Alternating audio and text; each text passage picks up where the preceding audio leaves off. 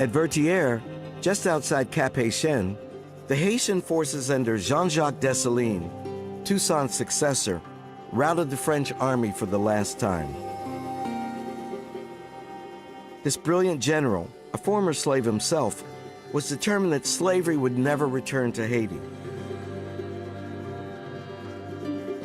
When he declared independence on January 1st, 1804, his stirring words left nothing to chance. Let them tremble when they approach our coast.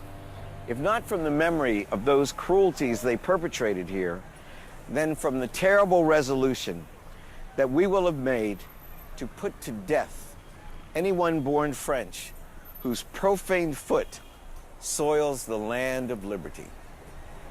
Jean-Jacques Dessalines, Declaration of Independence of Haiti, 1804. These words are startling to us today, even somewhat frightening, but they're certainly understandable. Dessalines felt that the French, given any opportunity, would reimpose slavery on this island. And you know what? Dessalines was absolutely right. And he thought, perhaps mistakenly, that unless he wiped them out, slavery would return. So shortly after reading this statement, Dessalines ordered the massacre of the French people on this island, an act that shocked not only the nations of Europe and the United States, of course, but even many of his peers. 2 years later, Dessalines himself would be assassinated by the very generals with whom he defeated the French.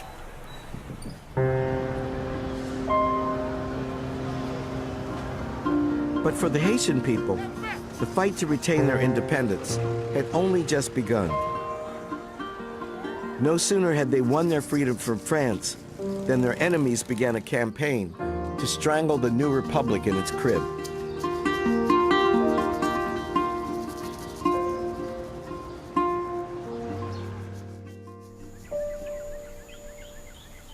Sans Souci, a remarkable fairy tale palace in the countryside just outside Cap Haitien, was built by Dessalines' successor, King Henri Christophe. A brilliant soldier, Christophe had fought in the American Revolution and had been Dessalines' right-hand man in the war against the French. Haiti's continued survival now rested squarely on his shoulders. France, Britain, and America all refused to recognize Haiti. They could never allow it to become an example to other enslaved people in the rest of the Americas. Fearful of invasion, Christophe constructed a great fortress known as the Citadel. Built atop a 3,000-foot peak, it took 20,000 men to construct. It's still the largest fortress in the entire Western Hemisphere.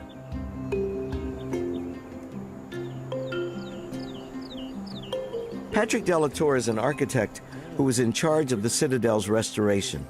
Oh. Patrick, what was Christophe afraid of?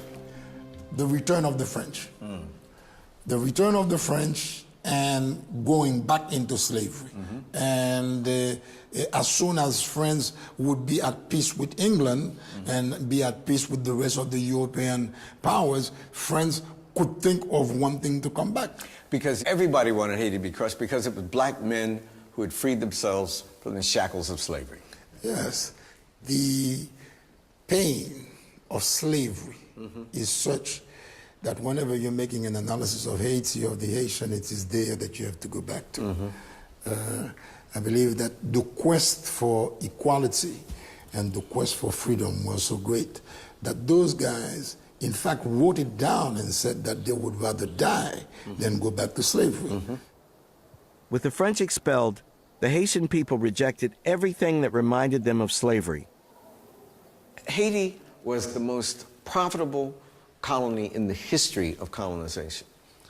So if they could have maintained the plantation system, Haiti would have been rich. It would have been one of the world's richest economies. They systematically destroyed all the means of production. Anything that had to do with slavery was destroyed.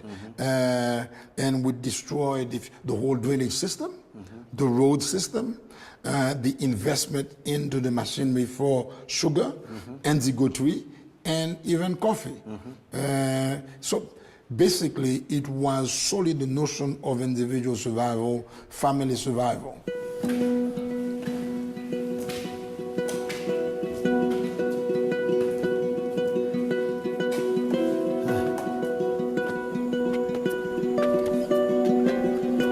Then you have the platform. My God, look at this. That's it. Woo! From here, you have history at your feet. You can see on one side the Bedlacule, the arrival of Christopher Columbus. That's where Columbus arrived? Columbus. Take a look.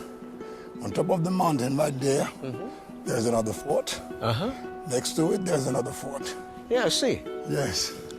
So that one could sustain a guerrilla war against any invading force. It's taking my breath away. Yes. I had no idea that it would be this awe-inspiring. No foreign troops would ever test the strength of the walls of the Citadel, but they didn't need to. Haiti's enemies used other means to cripple the world's first black republic. Actually, the invasion did come, but not in the form that Christophe thought. It came in the form of trade embargoes, of blockades, and the systematic denigration of the Haitian people, the denial of the right of black people to govern themselves. And no one pursued that policy with more vigor and passion than our own President of the United States, Thomas Jefferson. Thomas Jefferson called Toussaint and the Haitian freedom fighters cannibals of the terrible republic. The French, too, did everything they could to cripple Haiti. Outrageously, France demanded reparations for its losses as the price for official recognition of the new country, threatening a blockade if the Haitians refused. Haiti had little choice. Incredibly, it paid France more than $1 billion between 1825 and 1947, effectively bankrupting its treasury. One form of slavery replaced another. And as always, Yahweh, all day, every day. Peace.